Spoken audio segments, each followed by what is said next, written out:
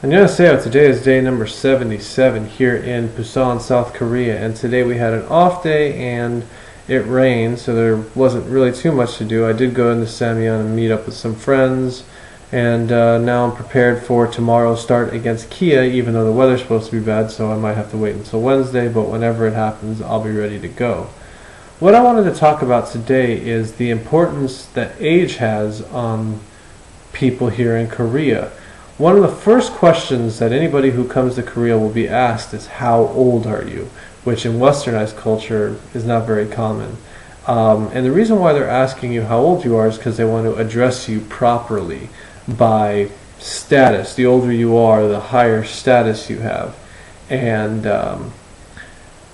in baseball, there's three basic statuses. Either you're dongseng, which means little brother, hyungnim, which means older brother, or ajoshi, which means older man. And by those classifications is how people will refer to you. And you don't want to get this wrong, because you can offend somebody quite easily.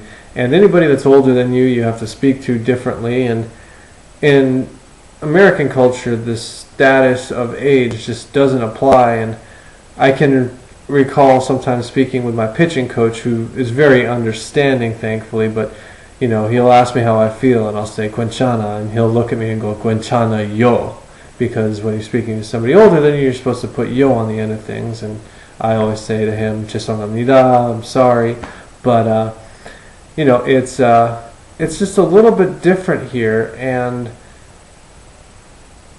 I'm wondering how it affects athletes, because, you know, are pitchers afraid to shake off catchers because they're older or younger, and vice versa? It's one of those things that I'm not quite understanding how it works totally yet, but you know, I'm getting there. That's all I got for today. The Chungye Manio.